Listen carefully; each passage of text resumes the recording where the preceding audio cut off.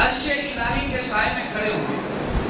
سبز رنگ کا آپ نے جبہ پہنا ہوگا, لباس پہنا ہوگا, اور آپ لوگوں کا حساب کتاب دیکھ رہے ہوں گے. اتنے میں آپ دیکھیں گے کہ ایک شخص کے نامہ اعمال تولے جائیں گے. اس کی برائیوں کا جو پلڑا ہوگا وہ بھاری ہو جائے گا, نیکیاں کم. اللہ تعالیٰ ارشاد فرمائے گا کہ اس کو جہنم کے اندر داخل کر دیا جائے. نامہ اعمال تولے گئے, اب فیصلہ کیا ہوا کہ اس کو جہنم کے اندر داخل کر دیا جائے. آپ فرماتے ہیں کہ حضرت آدم علیہ السلام جب دیکھیں گے تو اس امتی کو پہچانیں گے اور کہیں گے کہ یہ تو محمد مصطفیٰ صلی اللہ علیہ وسلم کا امتی ہے, یہ تو آخری نبی جناب محمد مصطفیٰ صلی اللہ تعالی علیہ وآلہ وسلم کا امتی ہے, اور اس کو جہنم کے اندر ڈالا جا رہا ہے. اور فرماتے ہیں کہ حضرت آدم علیہ السلام مجھے صدا لگائیں گے, مجھے آواز دیں گے کہ اے محمد صلی اللہ علیہ وسلم, آپ کا امتی, آپ کا امتی, آپ کا امتی. حضور فرماتے ہیں کہ میں متوجہ ہوں گا, اب میں فرشتوں کے پاس جاؤں گا اور میں فرشتوں سے کہوں گا کہ اے فرشتوں ٹھہرو ذرا, اس کے نامہ اعمال کو دوبارہ تولو, اس کے نامہ اعمال کو دوبارہ تولو. فرشتے عرض کریں گے کہ یا رسول اللہ صلی اللہ تعالی علیہ وآلہ وسلم, اس کے نامہ اعمال کو تولا گیا ہے, اس کی نیکیاں کم ہیں, اس کے گناہ زیادہ ہیں. حضور فرمائیں گے کہ میں پھر بھی کہہ رہا ہوں اس کے نامہ اعمال کو دوبارہ تولو. فرشتے عرض کریں گے یا رسول اللہ ہم تو حکم کے پابند ہیں, ہمیں رب نے یہ حکم دیا ہے کہ اسے جہنم کے اندر داخل کر دو. اب صحابہ فرماتے ہیں, حضور فرماتے ہیں کہ میں اپنی داڑھی کو پکڑ کر غمگین انداز میں گردن جھکا لوں گا اور ادھر سے میرے رب کی طرف سے پیغام آئے گا کہ جیسے میرے حبیب کہتے ہیں فرشتے ویسے ہی کیا کرو.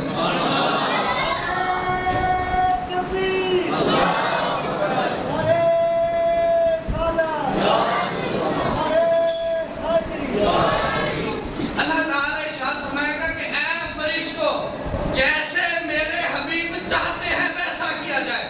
اسی لیے تو فرمایا تھا کہ فقط اتنا سبب ہے انعقاد بزم محشر کا کہ ان کی شان محبوبی دکھائی جانے والی ہے, کہ آج میدان محشر کے اندر دکھایا جائے گا کہ اللہ کو اپنے حبیب سے کتنا پیار ہے.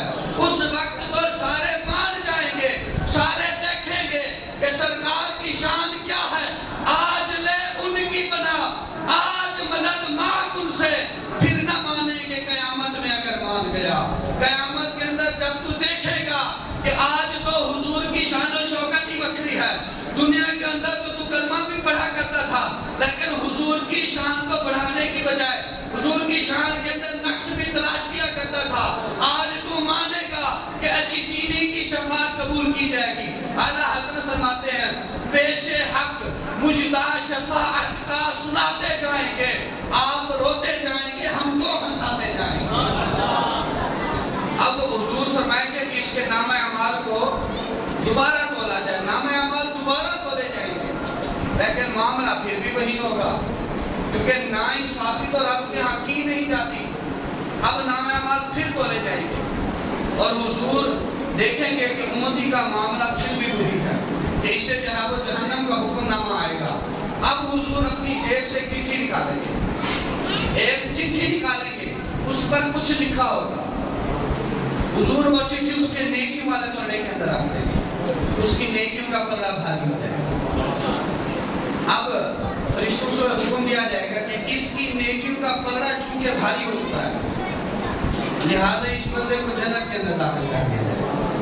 اب فرشتے اس کو پکڑیں گے اور جنت کی طرف لے کر جا رہے ہیں. وہ بچہ جس میں لکھا تھا اس میں درود کبھی, وہ بچہ جس میں لکھا تھا درود اس نے کبھی, یہ اس سے نیکیاں اس کی بڑھانے آیا, اس بچے سے, اس درود سے حضور نیکیاں بڑھانے آیا.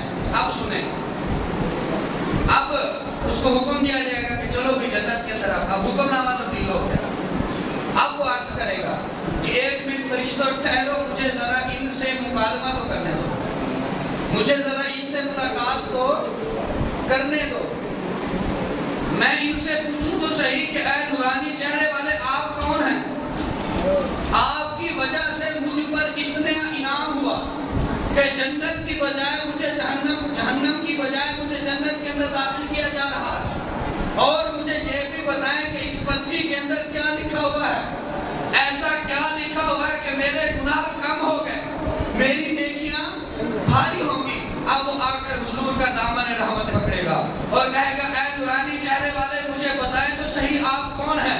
حضور فرمائیں گے کہ میں وہی تیرا نبی ہوں جن کا تو کلمہ پڑھا کرتا تھا، میں تیرا وہی نبی ہوں اور تو میرا وہی امتی ہے جن کے تو کلمے پڑھا کرتا تھا، جن کے تو قصیدے گایا کرتا تھا، جن کے نام پہ تو کہا کرتا تھا سرکار کی آمد مرحبا، منٹھار کی آمد، دلدار کی آمد، جن کے بارے میں تو کہا کرتا تھا کہ محمد مصطفیٰ احمد مجتبیٰ ہے ہمارا نظریہ۔